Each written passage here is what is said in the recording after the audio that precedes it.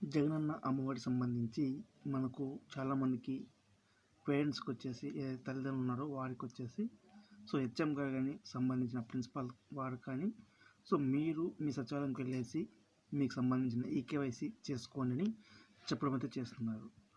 ఇందులో మీకు సంబంధించి సచివాలయం సిబ్బంది కానీ అదేవిధంగా వాలంటీర్ కానీ ఏ విధంగా ఈ యొక్క ప్రాసెస్ చేయాలి, మీరు ఏ విధంగా కన్సల్ట్ కావాలి అని చూద్దాం.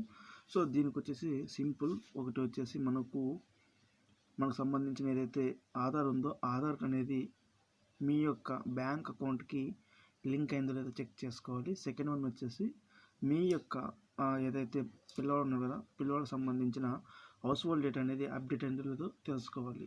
ఫస్ట్ ఆఫ్ ఆల్ మనము మన యొక్క ఎవరైతే ఉన్నారో తల్లిదండ్రులు వారిది చెక్ చేసుకోవాలి. మన అకౌంట్ కదా డైరెక్ట్గా అమౌంట్ అనేది పడేది, ఆ యొక్క లబ్ధిదారుల అమౌంట్ అనేది పడిందా లేదా మనం చూద్దాం. ఇందుకోసం వచ్చేసి మనం ఏదైతే ఆధార్ సెంటర్ ఉంది కదా ఆధార్ సంబంధించిన వెబ్సైట్ ఉంది కదా దాంట్లోకి అయితే వెళ్తున్నాం. uida.co.in వెబ్సైట్లోకి వెళ్ళాం. ఇక్కడ వెళ్ళగానే ఇక్కడ మనకి కనిపిస్తుంది కదా దీంట్లో ఇక్కడ మై ఆధార్ దగ్గర ప్రెస్ చేయండి.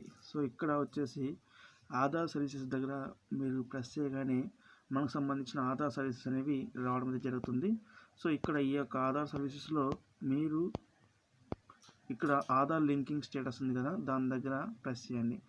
Check Aadhaar or bank linking status, ఇది ఎన్పిఎస్ సర్వర్ డేటా ఏదైతే ఉందో బ్యాంక్ లింకేజ్ వాటికి సంబంధించి వస్తుంది. ఇప్పుడు ప్రతి ఒక్క గవర్నమెంట్ స్కీమ్ సంబంధించి మొత్తం అన్నీ కూడా వీటి ద్వారా అంటే ఆధార్ పేమెంట్ సిస్టమ్ ద్వారానే జరుగుతున్నాయి కదా అందుకోసమే ప్రతి ఒక్కరు కూడా ఆధార్ ఎన్పిసిఐ డేటా అనేది మ్యాప్ చేసుకోవాలి.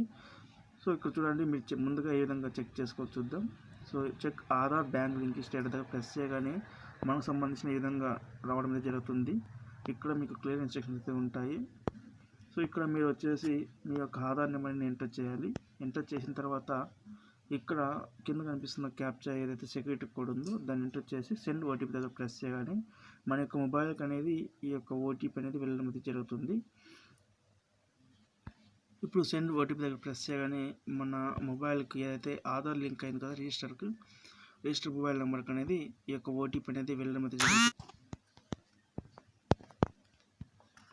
ఈ యొక్క ఓటీపీ అనేది ఎంటర్ చేయగానే ఇక్కడ సబ్మిట్ దగ్గర ప్రెస్ చేయాలి. మనకు ప్రెస్ చేయగానే ఇక్కడ చూడండి మనకు యొక్క డేటా అనేది రావడం జరుగుతుంది.